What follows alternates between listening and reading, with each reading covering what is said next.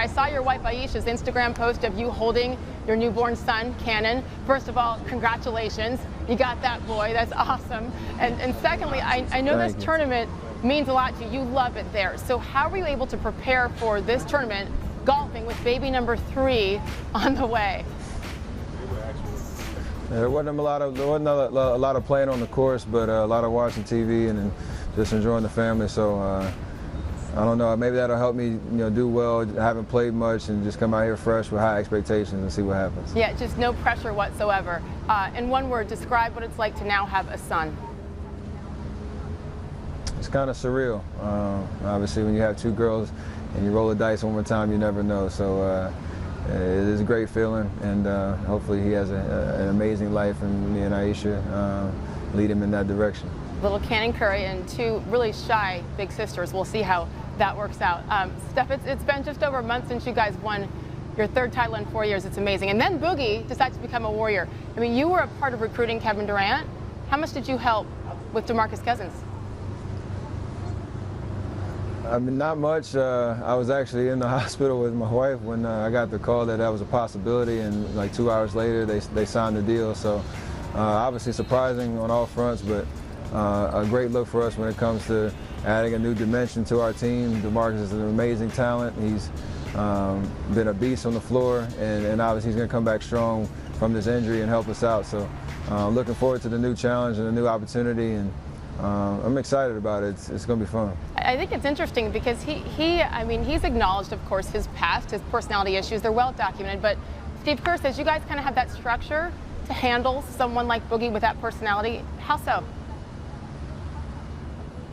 I mean, we have a strong identity. We know who we are and know how we do business. So when it comes to DeMarcus transitioning into our system and our team and our identity, I got no problems with that. We all have a history with him, whether playing with Team USA or just hanging out throughout the course of the year, and he's a guy that has a lot to prove, and I think he's in a great opportunity and a great situation to do that. Did you see how social media blew up when the signing went down and basically the rich getting richer? What was your reaction? I mean, players around the league were shocked as well, Steph. I mean, a lot of people were shocked, including myself. So that's what NBA Twitter and all that type of stuff is for. It's great entertainment, it's great fun. That's why the NBA is so popular right now. And stories like that where guys go where they want to go and change teams, and the landscape of the league changes every year. That's what keeps people watching, which makes it fun. So I got no problems with other taglines people want to come up with trying to define our team, but we're going to go out and play, try to chase another championship, and it's going to be an entertaining year. So LeBron joins the Lakers. When you saw that, what's the first thing that went through your mind? I mean, I don't know. We're in the era of guys going to having the power to go to teams that they want to go to, and then this falls right in that category. He's had an amazing run in Cleveland and brought a lot to that city. Obviously, winning the championship in 2016. So he has a new challenge, a new opportunity, and now we get to play him 4 times during the regular season. It'll be a different dynamic. Maybe we meet in the playoffs, maybe not, but. Just as an NBA fan, looking at the league, it just creates that suspense that I think we all appreciate. What's it like? I mean, you've been hunted for the past 4 years. Physically, mentally, that's got to be exhausting. So how do you balance recovery with, preparation for next season? And what's your off season like, Steph? I mean, everybody has a different formula for it. Obviously, I want to get away from the game for a little bit right after the finals and kind of refresh the body and the mind, but the work and the grind never really stops. We're back in the gym, back in the weight room, ramping things up for training camp, and do whatever it takes to be at my peak come the regular season. So it's the same formula every year. You just got to stay diligent with it and not let the success that you've had make you complacent. And I don't think anybody on our team is going to let that happen. And then you got to get the golf in. So you're paired up with your dad, Dell, and then former NBA great Ray Allen. So, by the way, who's the better three-point shooter, you or Ray? I mean, right now I got to take that. I'm still chasing him on the career mark. Me in my prime, him at his prime. I mean, I got to have confidence in myself, right? I'd win, but yes. I'm still chasing him on the career 3-point list, and that's where that longevity comes in that I respect so much. So yeah. Hopefully I can get there eventually. Long way to go, though. Who's the better golfer? Oh, that's a great question. I think I beat him a couple of times the last couple of times we played, but that's the thing about golf. You can't get too big-headed. It'll humble you really quick. So tomorrow's going to be fun. 3 great shooters from the NBA taking it on the links, and hopefully there are a lot of threes on the scorecard tomorrow. You know what? I think you're 2 for 2 though with those 2 questions. Better shooter, better golfer. I'll have to ask Ray. I gotta have confidence. I gotta bet on myself. You have to. Right? You have to. Have a blast out there with Ray and with your dad, Dell. Steph Curry, thanks for joining us. Good luck, and congrats again on baby Cannon. I appreciate it. Thanks, Sage. We cannot ignore that. But when you think about a quintessential point guard, somebody that knows how to be a floor general and run a team, and you're a facilitator for others. Well, now we're talking about Earvin Magic Johnson. We're talking about Isaiah Thomas. We're talking about Chris Paul, who just passed Magic Johnson as one of the top all-time assist leaders in NBA history. I mean, this is what we're talking about here in terms of quintessential floor general point guards. Steph Curry, his impact is what makes him debatable because he's a point guard, and as a point guard, your impact on the game is so profound because you're the greatest shooter who's ever lived. You're the greatest shooter God ever created. That's the difference. So in terms of impact, that's why you have people that literally say, well, you know what, he might be the greatest because he plays the point guard spot. You're talking about impact. But when I think literally point guard, I'm thinking about a floor general, somebody who runs the team, an extension of the coach on the floor. That's not Steph Curry. Even though he can play the point guard, he can handle, he can pass. Obviously, he's the greatest shooter, et cetera, et cetera. There's a difference between being the greatest shooter and having a profound impact and being the quintessential point guard. A quintessential point guard is a floor general. That's different. He's not the best ever there, but he is the greatest shooter we have ever seen on the planet Earth. Yeah, I think everyone acknowledges universally he's the greatest shooter of all time, as you pointed out. Like in every way you can shoot the ball. He's the best who ever did it, right? Okay. But I heard you say last week, and we got into it briefly, that, he has to start to be considered in that conversation with Magic Johnson as the greatest point guard ever. And here's my problem with that. Okay. Steph Curry is one of the maybe 3 or 4 most influential players ever. There's no doubt about his influence. Look at the way the game is played. That's Steph. He changed the game. Only a handful of guys have come along and changed the game. He's one of them. But we have to take them in the context of their own league. Steph in his day was obviously no better than Magic in his day. Magic was one of the 2 or 3 best players in the league every year he played. A lot of times he was the best player. Like they were number 1 or number 2 in the league. That usually has not been Steph. Number 1, in the context of his own league. Number 2, Steph Curry doesn't mean just because he once choked in the finals, he'll always choke. In fact, the last time I saw him in the finals, he heroically won a game shooting, which he had not done till that point, against Kawhi Leonard and the Raptors, without KD. I was very impressed with that, and maybe he'll prove more stuff like along those lines going forward. But Stephen A., the real answer to who's the greatest point guard of all time, the guy who runs your offense, is LeBron James. If you have to make your all-time team, you probably put LeBron James at the point. Leaving him out of this because he's a forward, just comparing Steph to Magic, Steph has had too many finals where he's not himself, where the Steph we see in the regular season doesn't show up in the finals. And I point to especially, you know how I say if the Martians have the death beam pointed at Earth, who do you want? Well, if it's Game 7 and you have the greatest record of all time, and you're at home and it's in the 4th quarter and you have the best half-court offense ever and you're the conductor of the offense, and it doesn't score a single point in the last 4:22, and as a consequence you lose? No, I got to see, you got to make up for that one. Magic Johnson, I will remind you, as a rookie, they needed a point guard, right? Stephen A., he's averaging double-digit assists throughout the playoffs, the finals, all this. When it got to a Game 6 against Philly, Kareem couldn't play. So now you have a game where Magic, we need different things from you right now. Yeah, you can average 10, 11 assists a game and we can win. We need you for points and rebounds now. And in Game 6, they're up 3-2.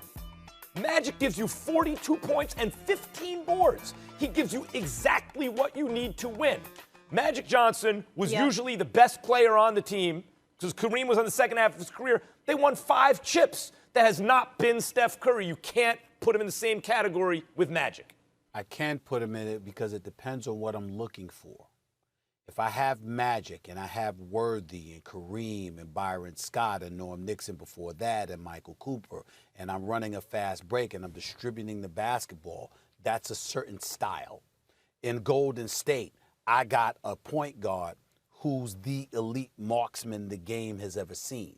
So even though he's dribbling the ball, he brings it past half court. He gives it to the Draymond Green, who's a point forward. And by the way, he's running all over the place because his conditioning is off the charts. And even though he's the point guard, he's the one we're looking to get the ball to shoot because he's the one with the most accuracy. So what I'm saying to you is that when I was talking about Magic compared to Steph Curry, because they both played a point guard position, Magic's a true point guard that's running a show, and he's the greatest. Steph Curry is the greatest shooter.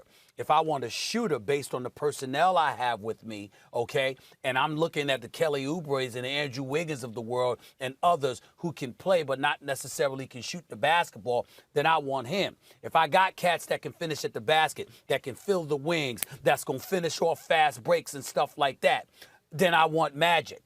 I'm saying to you, Magic and his greatness cannot be denied. And I understand that. But the reason I brought up the discussion is because what I was trying to ask basketball people throughout the world was, what's your preference? Whether it's going to the park, Rutgers in New York, West 4th Street, 135th in Harlem, on Lenox Ave, the Bronx, whatever the case may be. Southside Chicago, Compton, L.A., Long Beach, wherever you want to go. Who do you want? I'm asking that question to basketball purists because even though we can appreciate the greatness of a Magic Johnson, we still find ourselves saying, depending on the personnel we have, we might want this. If I go to the park, Max, and I don't want to get off the court because runners up. So the bottom line is you waiting, and if you lose, you might have to get off the court for the next several hours. Well, guess what, Max? If I'm looking at the other 3 guys and I'm saying none of them can shoot, then my 4th guy needs to be Steph Curry. But if I got cats that could put the ball in the hole, I'm doing perspective of what Steph Curry has around him and what he's doing, averaging 31, 6, and 5 on 43% shooting from three-point range. And this is like before April, he had a little stretch there where he was struggling with some three-point outputs or whatever. This dude is the elite marksman in the history of basketball, the greatest shooter we have ever seen, the greatest shooter that God ever created. I'm telling you, this is what he is, and everybody knows it, and it's no longer a deniable issue. Now, I don't have him as my league MVP, but my apologies to him. He definitely needs to be included in the conversation. He's not a top 2, might not even be a top 3 candidate for league MVP honors because the Golden State Warriors are an average team. But when I look at his greatness, it speaks for itself. And when you look at it in terms of his performance this year, the greatness that we're witnessing without Klay Thompson is what really stands out in my mind. Those other performances, as great as he was in the past, Klay Thompson was on the court with him. Klay Thompson's not there this year. You know he's the lone option offensively for the Golden State Warriors, and you still can't stop him. Yeah, let's get Max in. No, as great as Steph Curry is right now, and he is in the MVP conversation undeniably, he just put himself there. He forced himself there. Look, before the season, I thought Luka was going to win MVP. I thought Steph would be way up there because he has to carry more load, because there is no Klay Thompson, because of course he's going to shoot it more. Who else is going to shoot it on that team? So I'm not impressed beyond where I thought I would be, except when your eyes are on Steph Curry, you go, oh my God, how can something be better than this? In 2015-16, when they won 73 games, Stephen A., it was even better. I mean, it's virtually the same player, right? But that's the thing. He was the same player back then. I mean, game has evolved a little, sure. He stole the ball more frequently then. I looked up the stats. They're almost identical, but he had twice as many steals. But he does some things now with more, he's more experienced now. But the difference is he was doing that in a league that wasn't ready. It's one of the reasons they won 73 games before KD. 73 games. And I know you watch it now, you go, oh my God, he just dropped 47. He dropped it. He had multiple 50-point games, 51, 50, 50-something. He had tons of 40-point games that year. It's easy to forget when your eyes aren't on him that year what he was doing then, but he was doing it in a league where no one else was. That has even more value. Now you have Damian Lillard. Oh, look at that. I could shoot from way out there. Let me try this. You have Trae Young. You have other guys where Steph has shown the way, and now they're doing it too, making it still incredible, but not the same kind of impact it had back then. Of course, they had Clay then, Iguodala, Draymond Green was shooting better. Stephen A., all that stuff is true, and that contributed, obviously, mightily to those 73 wins.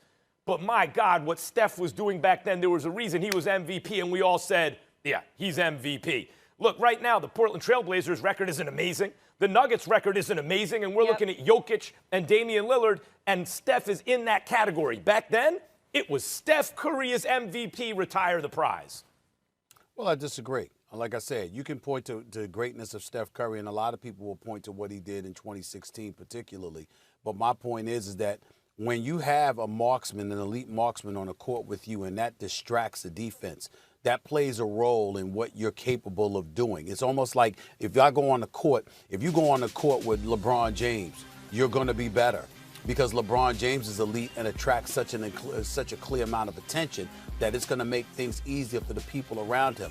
Steph Curry had Clay back in the past. He doesn't have Clay this year. And when you look at what he's doing anyway, you just have to marvel at it. And his conditioning, his movement without the basketball, it's just something special to behold. The ball handling skills, the jump shooting, all of that stuff. But, Max, I looked up a stat here I want to throw by you, a few of them. I have in front of me, Max, threes that Steph Curry has hit against each team in the NBA this year, okay? In 2 games against Atlanta, all right, he's hit 18 of 33 threes, all right?